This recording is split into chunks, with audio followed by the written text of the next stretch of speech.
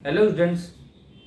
अभी मैं कुछ लड़कों से मिल रहा हूँ, जिससे भी मिल रहा हूँ वो बड़े बेचैन और बहुत अधिक वो असमंजस की स्थिति में हैं। पढ़ाई और फिर अपने कैरियर और तमाम चीज़ों से के बारे में वो बहुत परेशान से हैं। इस लॉकडाउन और कोरोना महामारी के कारण भी जो एक विपरीत परिस्थितियाँ बनी हैं, उससे उनको उनकी मानसिकता पर सीधा प्रभाव पड़ा है। वो जो पढ़ने बैठते हैं लेकिन कुछ नहीं पढ़ पाते हैं। थोड़ी देर पढ़ते हैं, फिर दूसरी चीज़ पढ़ते हैं, फिर तीसरी चीज़ पढ़ते हैं, फिर सोचते हैं थोड़ा सा ऑनलाइन क्लास कर लें, थोड़ा सा उसका देख लें। ऑनलाइन क्लास भी वो किसी का 1 मिनट 2 मिनट से अधिक नहीं देखते, दूसरा नेक्स्ट, और फिर अंत में ऊब होती है और पढ़ाई छोड़ देते हैं। इन सब कारणों से और इन सब कारणों से जो अभी विद्यार्थी और बच्चे हैं, खासकर विद्यार्थी जो कम्पिटिटिव माइंड के थे, कंपटीशन की तैयारी कर रहे थे, आज से 2 साल पहले जो बहुत बेहतर और अच्छे थे, आज स्थिति बहुत खराब हो गई। वो अब बड़े विचित्र ऊहापोह में जी रहे हैं। और दूसरी ओर इनको एक इस कमजोर और दबी हुई और ऊहापोह वाली मानसिकता में एक फैक्टर और भी उन पर हावी होता जा रहा है कि दरोगा वाली वैकेंसी में इतना भ्रष्टाचार, घूस, इन सब फैक्टर से ये अब पढ़ाई से इनका लगभग मोह भंग हो रहा है। जो शहरों में आके पढ़ते, तैयारी करते थे, रूम लेके रहते थे और अच्छी स्थिति में थे, उनकी भी यह हाल, उनकी भी यही स्थिति है। ऐसे में बच्चों को और उनके गार्जियंस को क्या करना चाहिए, नहीं करना चाहिए, और वो जो इस भ्रष्टाचार का खौफ कि अब सीधे ढंग से नहीं होगा, अब कोई उपाय ही लगाना होगा, यह जो मानसिकता आई है, यह बहुत भयावह स्थिति को दर्शा रहा है। बहुत कम लड़के जो इसमें धैर्य बनाए हुए अपनी मोरल स्थिति को मजबूत करते हुए इसमें लगे हैं, लेकिन उनको भी यह है। और जो पढ़ भी रहे हैं, उनको एक नया बीमारी लगी है, ये इम्पोर्टेंट नहीं है, वो जरूरी नहीं है, ये छांट के पढ़ो, ये क्या पढ़ रहे हैं। यानी कि पढ़ाई के मामले में भी वो अब इतनी अधिक डाइवर्सिटी और इतने अधिक वो भटक रहे हैं कि उनको अब एकाग्रता नहीं मिल रही है। क्या पढ़ें, नहीं पढ़ें, कोई सही दिशा नहीं मिल रही है। पढ़ना चाह रहे हैं लेकिन मनोबल ही गिरा हुआ है। इसमें बहुत बड़ा फैक्टर ऑनलाइन क्लास का है। ऑनलाइन क्लास ने कई तरह से सबको प्रभावित किया। बच्चों को दूसरे तरीके से प्रभावित किया, और जो कम्पिटिटिव माइंड के थे, जो एग्जाम्स की तैयारी करते थे, उनको, बच्चों को जो प्रभावित किया है, उसमें सबसे बड़ा नेगेटिव फॉल आया है कि वो अब पढ़ाई को बस एक औपचारिकता समझने लगे। और इस ऑनलाइन क्लास और स्कूल्स की जो बहुत तरह की जो योजनाएं चली कि सबके हाथ में, अब सभी बच्चों के हाथ में स्मार्टफोन आ गए। इस स्मार्टफोन का दुरुपयोग जितना हुआ, उसका अब परिणाम सामने आ रहा है। उसमें जो सबसे बड़ा हुआ कि अधिकांश जो थोड़े समझदार बच्चे थे, वो पबजी, फायरफॉक्स और भी कई अनाप शनाप वीडियो देखकर उनकी स्थिति अब इतनी खराब हो गई है कि उनका अब पढ़ने में साफ मन नहीं लगता है। अब वो पढ़ नहीं पा रहे हैं। गार्जियन भी परेशान है, बच्चे भी परेशान हैं। और उधर जो ऑनलाइन क्लास को सोच रहे थे कि उनको सस्ते में मिल जा रहा है, सब पढ़ते हैं, जिसमें कुछ लाभ होगा, लेकिन हुआ कुछ नहीं। ऑनलाइन क्लास एक तरह से पढ़ाई का एक औपचारिक माध्यम है। इसमें उसी को फायदा हो सकता है जो पढ़े हुए हैं, जो पूरी तरह से तैयार हैं, और उनको ऑनलाइन क्लास से रिवीजन हो रहा है अधिक। और नए लड़कों के जो पढ़ाई में अभी भी अपने को एक बेस नहीं बना सके हैं, उनका फाउंडेशन स्थिति बेहतर नहीं है, उनके लिए ऑनलाइन क्लास लाख वो देख लें, उनको कोई फायदा नहीं होगा। इसलिए नहीं होगा कि वहाँ वो देखने वक्त नोट डाउन नहीं करते हैं, और दूसरा कि केवल मटेरियल लेके आप पढ़ नहीं सकते हैं। मटेरियल आपके सोच को, आपके ज्ञान को, आपके व्याख्यात्मक शक्ति को, तमाम चीज़ों को यह प्रभावित नहीं कर सकता। इसलिए जो गुरु शिष्य परंपरा थी, जहां आप क्लासरूम में बैठते थे, चाहे वो स्कूल्स हो या कोचिंग हो या कॉलेज हो, जहां भी हैं, तो वहाँ जो इंटरेक्शन होता है, वहाँ का जो माहौल होता है, कम्पिटिटिव माहौल, और क्लासरूम में टीचर से जो आई कांटेक्ट में जो एक बात होती है, उसको समझना होगा। वैसे ये लोग जानते हैं, लेकिन अब इतने टूट चुके हैं, तब इसको शुरुआत करने से हिचकिचा रहे हैं, जो कि मनोबल ही गिरा हुआ है।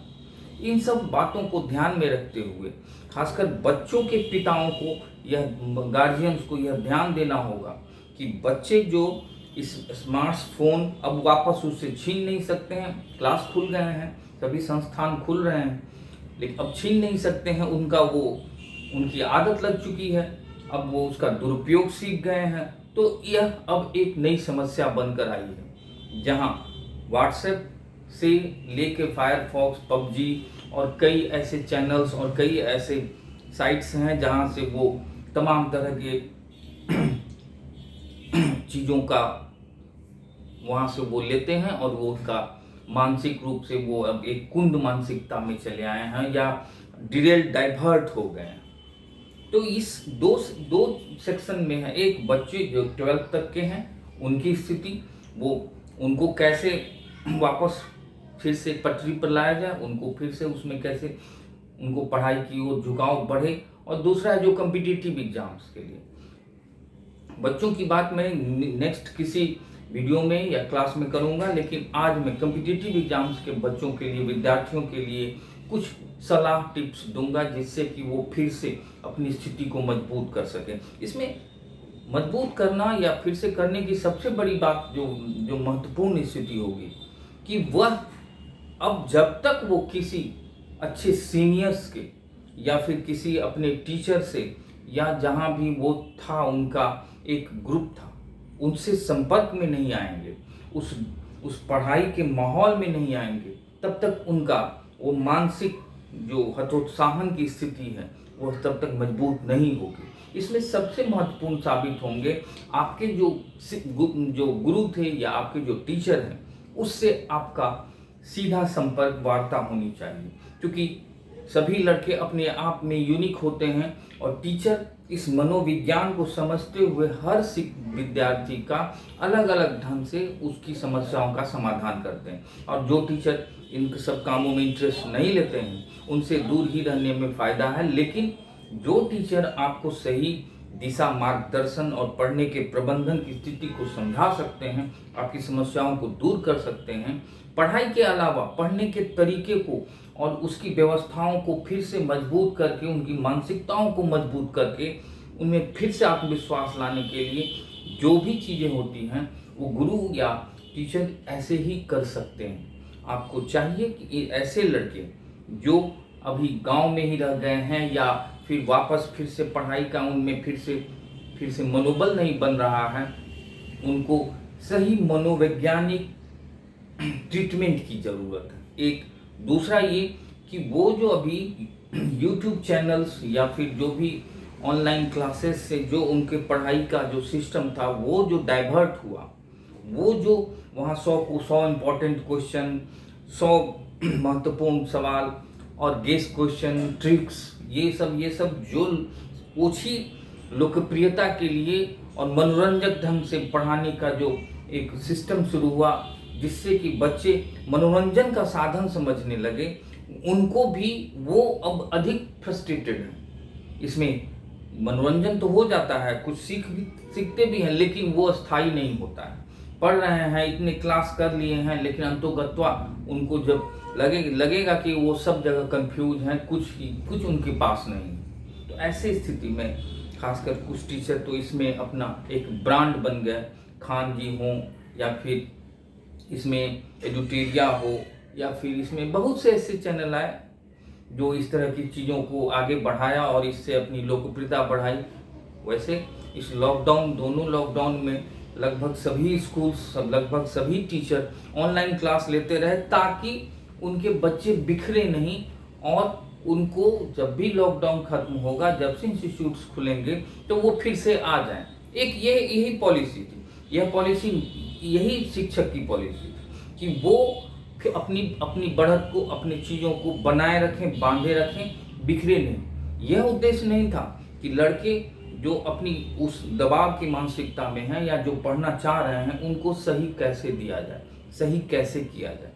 दूसरी ओर हम यह भी देख रहे हैं कि इसको तमाम तरह के जो प्राइवेट स्कूल्स थे, बाद में सरकारी स्कूल्स भी इनको आगे बढ़ाने में बहुत मदद किया और सब कुछ मिलके एक माहौल सब बनाया कि ऑनलाइन क्लास, इसमें बहुत से चीज़ों ने इस ऑनलाइन क्लास को एक स्थायी बनाने की कोशिश की। लेकिन अब जो गार्जियंस हैं, जो सिंसियर गार्जियन हैं, जो अपने बच्चों के प्रति चिंतित हैं, वो जान रहे हैं कि ये एक औपचारिक अध्ययन है, एक ऑनलाइन क्लास एक औपचारिक पढ़ाई है, ताकि आप केवल पढ़ाई से जुड़े रहें। लेकिन बच्चे और जो कम्पिटिटिव एग्जामिनी जो हैं वो सब इन सब चीज़ों से नकारात्मक रूप से प्रभावित हुए हैं। इसलिए इसका सही यही उपाय है कि आप अपने उस जो आपके टीचर हैं या जो गुरु हैं या जो भी आपके सीनियर हैं, जो भी आपका वो जो था, वहाँ फिर से जुड़ें और उनसे बात करके अपनी स्थिति को, अपनी पुरानी स्थिति को लाने के लिए प्रयास करें। इसमें ऑफलाइन क्लास या क्लासरूम ज्वाइन कर लें और जो टीचर इसमें इंटरेस्टेड हैं, जो टीचर हैं, उनसे अपनी समस्याओं का सीधी बात करें कि हम पढ़ते हैं तो याद नहीं होता है, पढ़ते हैं तो तुरंत ऊब जाते हैं, पढ़ाई का हमको दिल नहीं है, फिर बहुत से ऊहापोह में जी रहे हैं, कैसे तैयारी करें, अब क्या करें, ऐसे यानी कि सारी समस्याओं का समाधान किया जा सकता है। गार्जियंस भी इस स्थिति के कारण बहुत अधिक दबाव में, कुछ तो आर्थिक तनाव भी है, आर्थिक दबाव भी है कि वो इसमें पिछड़ गए हैं, फिर से वहाँ आर्थिक रूप से मजबूत होंगे तभी वो पढ़ने के लिए प्रमोट कर सकते हैं। और दूसरी ओर देख रहे हैं कि एग्ज़ाम्स लगातार होते जा रहे हैं, एग्ज़ाम्स के अपडेट दिया जा रहा है, और लड़के यह भी न सोचें कि भ्रष्टाचार इतना अधिक है कि मेरा नहीं हो सकता है। ये एकदम झूठी बात है। भ्रष्टाचार तो पूंजीवाद के साथ ही है, वो हमेशा रहेगा, उस कुछ परसेंट को स्वीकार करना होगा। लेकिन फ्रेश और जो ईमानदारी से लगे हुए हैं, जो मनोबल गिरने नहीं दे रहे हैं और पूरी हिम्मत से लगे हुए हैं, उनको सफलता मिल रही है, वो पा रहे हैं। ये सब कमज़ोर और फेलियर्स का ये बहाना होता है कि क्वेश्चन आउट हो गया या इतना में बहाली होती है, इतना लाख रुपया में हो जाता है, ये वगैरह वगैरह, ये सब कमज़ोरों के लिए है। जीतने के लिए ज़रूरी है कि आपको एक सीट चाहिए, यह बात होनी चाहिए, और सही दिशा में सही तरीके से पढ़ने पर पाया जा सकता है। इसलिए आप, मेरी सलाह है कि आप अपने टीचर से, गुरु से, सीनियर से मिलें और उससे खुलकर बात करके अपनी समस्याओं का समाधान करें। और इसमें जो मेरे स्टूडेंट्स हैं उसको मैं सलाह देता हूँ कि वो जुड़ें, बात करें। यह नहीं कि मैं चाहता हूँ कि फिर से क्लास में या फिर क्लास इतना रौनक हो, फिर से मुझे इसकी चिंता होती है, इसलिए मैं ऐसा एक वीडियो अपलोड करने की कोशिश की है।